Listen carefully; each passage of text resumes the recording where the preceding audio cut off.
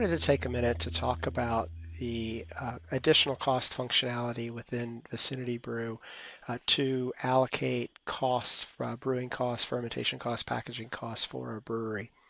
Specifically, I'm going to start in on the brewing process.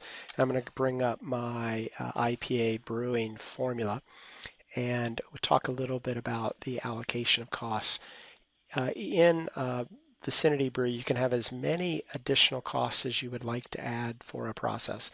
In this case, I'm keeping it very simple, and I've got a single cost called brew that I am applying to a to an individual brew.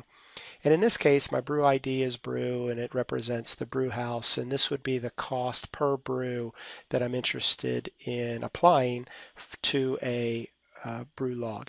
So every time I brew, I want to charge $250 per brew to a brew log. I can also determine which GL accounts I want to charge this to.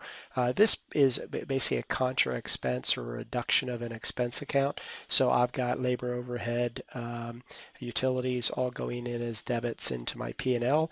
This would in effect go in as a credit to this GL account. I would typically recommend this account be an offset or a contra account. So an account set up in your P&L that is probably in the same area as labor, overhead, utilities, production costs, but I would separate that out probably as an account called applied labor brew house or something like that. And so you have your dollar amount, your GL account, and your ID. That's the most important part of this. And then you can apply it at a certain rate. I probably would go ahead and set this as 1. So I'm saying I want 1 unit of this per brew that I do, no matter how big the brew is. And that's defined by hours versus size of batch. So I would just set this up for 1 hours, and it will apply 1 unit, in this case $250 per brew that I'm going to be doing. Now, there's nothing further that needs to be done from a setup perspective. When I go into a brew log, the user doesn't even have to know this is going on, but when a brew log is processed, these additional costs can be configured to automatically be added to the brew. So this is the same place I put it. Remember, I set my standard rate to 1. It can go ahead and automatically apply that issue now. So as I start consuming raw materials and start using ingredients, the system can automatically apply the cost of that labor overhead that we've got going in. So it would just automatically apply my 1 unit of labor, in this case my brew cost. It will add that $250 to my brew log itself and apply those costs as appropriate. So that's all that really needs to be done when you set up your brew house cost. Set up a brewing ID, apply a cost per brew by taking your total brew cost, divide by 365, or a number of brews in a year, I should really say, and that'll give you a cost per brew to be applied. Now let's look at the same concept for fermentation. It's basically the same thing, but with a little bit of a twist because not all beers ferment in the same time period. So what I would do here is I would create a additional cost ID. I created mine called fermentation. And when I set up that fermentation, I set up a cost per day of fermenter. So I take my total cellar cost, divide by the number of days, 365 in this case, divided by the number of fermenters, and that would give me a rate per day. Then I have an expense account that I would charge it to, or actually it's a contra expense account. Now the difference between fermentation and brew is right here. So what you would do here is put the standard fermentation time for this style of beer. So it would go in and automatically apply 14 units of fermentation to a fermentation log. Again, when I get into fermentation, user doesn't even know this is going on. The system can automatically apply that additional cost to my fermentation. So right here on my fermentation, here's my fermentation with 14 hours. It's applying that automatically. If I want to, I could come in and change that. If it took 16 days rather than 14 days, I could apply that. But the system can be set up to automatically apply that, and therefore those costs, in this case $700, is being applied to this fermentation log. Now the final thing to talk about is not set up in the formula entry, but I would recommend setting it up against each individual item. And what I'm referring to here now is packaging labor or overhead.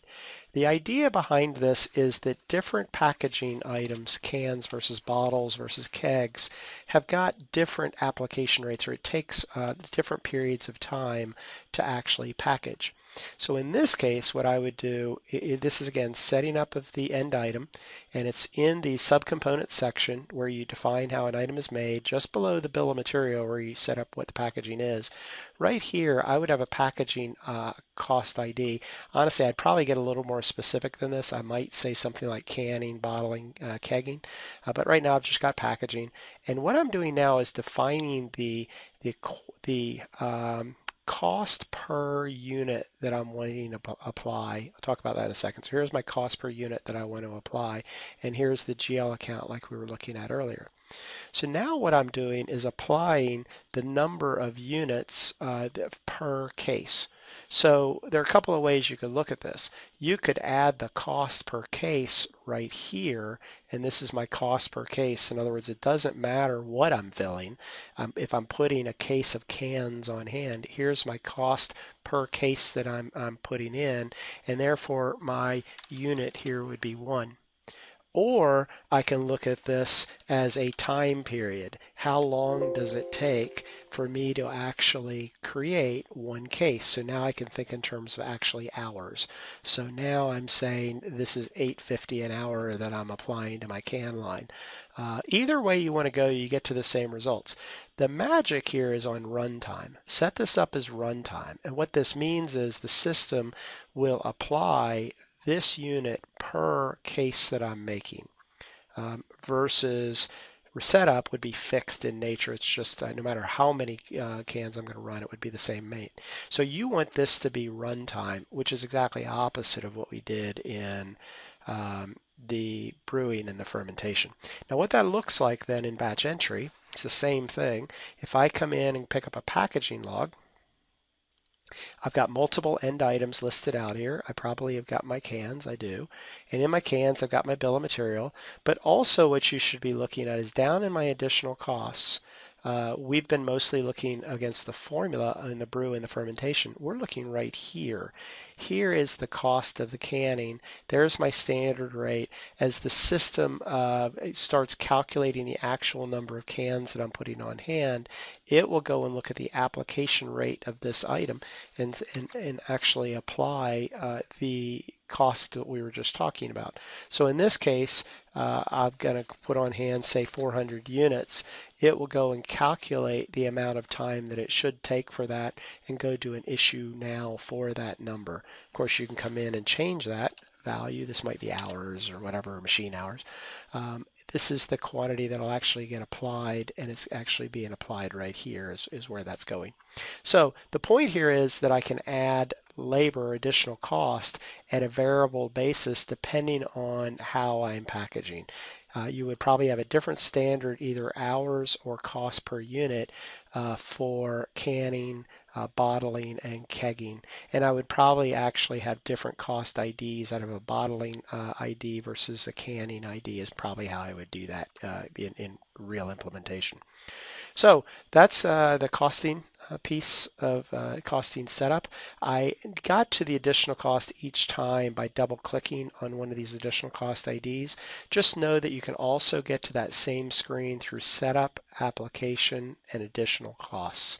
It brings you to the exact same screen. You can create additional costs here and they'll be available to apply against a formula or a component. Hope that helps, and feel free to ask any other questions you got regarding labor overhead or additional costs.